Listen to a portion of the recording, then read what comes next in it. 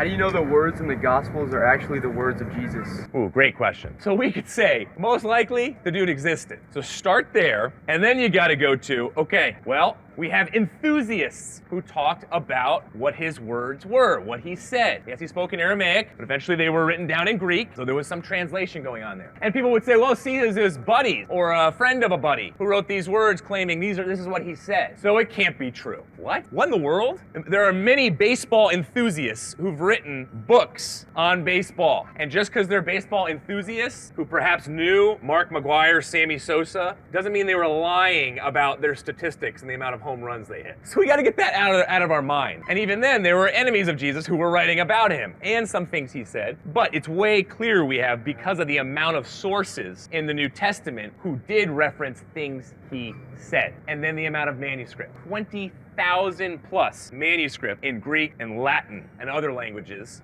talking about here's what he said, all agreeing. It's only later on that you get the Gnostics or the Apocrypha, where all of a sudden you see some dissimilarities. So, who Jesus was, who were these guys who were writing? See, the other part is they were enthusiasts, and they were also very credible characters within that day and age. Now, yes, did Peter, for example, deny and come back, and then his character was renewed? They were sinners at the same time. But no, you've got a guy like Luke, incredibly renowned, well-known guy in the community as a doctor, writing to excellent Theophilus, who was another well-known, brilliant guy, most likely a businessman in the community. Then you have internally within them. You say, okay, well, I'm still not convinced. What, you got 4, 5, 6 sources there if you include Paul, and then you got his 13 writings. Well, I'm still not really convinced, though. All right, fine, look within the documents themselves. You've got footnotes, Simon of Cyrene, Malchus, Rufus. You've got all these different guys, the 500, that you could go to, all these different women, the women at the tomb themselves. Go to and check with them. See, so it's not just a few dudes writing about Jesus saying, yeah, this is exactly what he said. No, there's endless amounts of people within these historical documents and outside who have these claims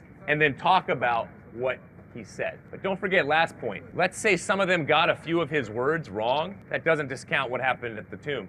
Either he actually rose from the dead or not. You could take away the Bible. There was no Bible, and there were thousands upon thousands of Christians who existed before those documents. If you take away the Bible, and you take away perhaps perfect translations of these specific gospel writers, and you still fully have what is most important intact with his claims, and that he pulled it off through the resurrection. It's kind of hard to understand the context of when Jesus is talking in literal metaphor, when Christ is talking in metaphor, and when he's talking literally. See, back in that day and age, people knew when somebody was speaking in parables, and they could memorize those parables and pass them along. So when somebody comes up to you, for example, and says, oh, it's a total joke, the idea that somehow these documents and the wording of Christ and the apostles was passed down without being mixed up in any kind of way. They haven't studied ancient history, especially oral culture. And so people would have understood when Christ was speaking in parables and when he was not. Now, one example of when he was speaking more metaphorically, and it has exactly to do with your point. You're probably getting at this right now. John chapter 6, when Jesus says, unless you eat my body and drink my blood, you can have no part of me. Okay, I would say everybody sitting there who got up and left and said, this guy's crazy, did not think he was being cannibalistic, did not think that he was chewing on his arm, eating his own body and drinking his own blood. No, they looked at it as such an intense truth claim that he was making, saying, you really have to come through me to get to eternal life. So this is commitment, man. It's not, hey, I'm gonna focus on money above Christ, or hey, I'm gonna focus on family even above Christ, or grades. No, it's Christ or nothing, and everything flows afterwards. And people stood up, understandably so, and said, whoa, whoa, whoa, that's a little too intense. That is a little too intense for me. Maybe I can take the gentle Jesus who says, hey, I'll be friends with you, but not this radical type of commitment, and they left the party. So that's why they were leaving. They understood what Jesus was saying, and it was not physically eat my flesh. And I feel like there can't be something more than likely when I've tried, and maybe my heart is closed off. I feel like that's what I've heard from some of my friends that are Christian, but I mean, I don't know. No, I zero in on that word try. I have tried and tried and tried. That's religion. That is not the Christian faith. Religion is, I try harder to work to God. I need more evidence. I'm not living well enough. It's just my own personal issue, or it's God's. He's just not revealing himself to me. That's try, that's effort. That's emptying the cross of Jesus Christ. Because Jesus Christ came and said, no, your trying and your efforts are never going to be able to stack up. Jesus Christ says, all you need is need. You just need to say, I need you. I can't do this myself. I can't try anymore. And as soon as you do that in humility, now you're saying, I'm stepping out in faith. I trust you.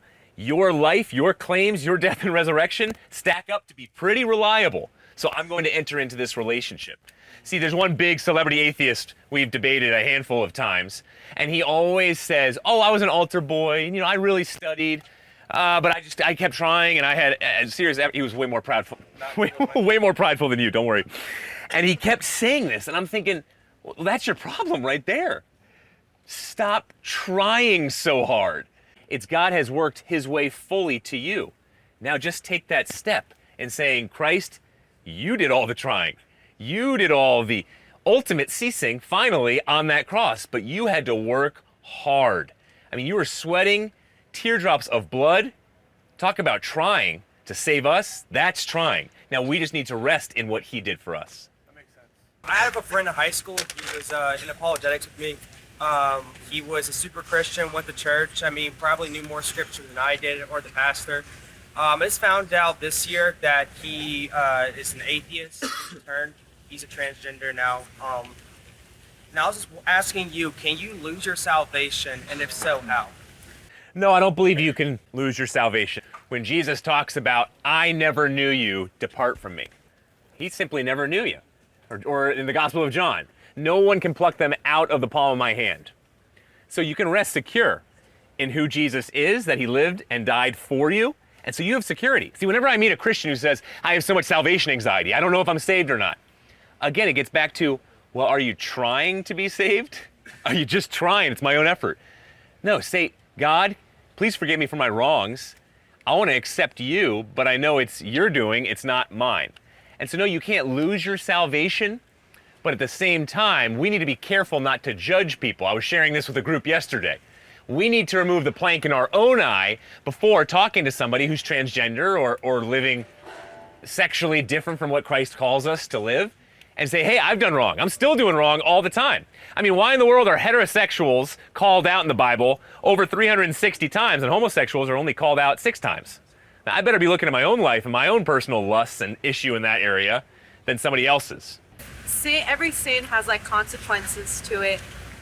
Considering like sexual immorality and like Christian couples, let's say they fall into that sin before marriage and the product is a child, and every life is a miracle. How would that, I'm just like curious on your thoughts, because there have been some pastors that say like that's God punishing you, but how can life be a punishment? It could be God, in a way, teaching them things, but don't forget, punishment was mainly in the Old Testament. Punishment was. And just because the Israelites were punished, the Amalekites were punished, the Canaanites were punished, does not mean all those people groups or people are going to end up in hell. In no way does the Bible say that. It was probably temporal judgment, and they could be in heaven, many of them. We don't really know. But based off of the new covenant where Christ comes and takes on that punishment that we deserve, we're not walking around being fearful of punishment. So I would disagree with those pastors who are making this one-to-one correlation of saying, oh my gosh, you had a baby out of wedlock, God is punishing you, that's why you're going through all that you're going through. So like me personally, I was baptized as a child, but like I'm now entering like that step and that walk with Christ. And then like for me to be truly saved, am I already saved since I was baptized as a child, or should I be baptized again? Good question. If I were to stand out here and say, hey, just go get baptized and that'll save you, that puts salvation all on your shoulders. And it strips the cross away of its power. If Jesus saved you and said it's based off of his grace, well now if you're saying I'm saved by baptism, no, that's based off of me and what I've done. So ultimately it's an ego trip. We think we're making following this great command to do water baptism and somehow that's going to get us to heaven. All right, I'm glad you're into, yes, focusing on commandments. That's very important. But to say that you need to do that to get to heaven, right, that's up to me. Falling right into religiosity.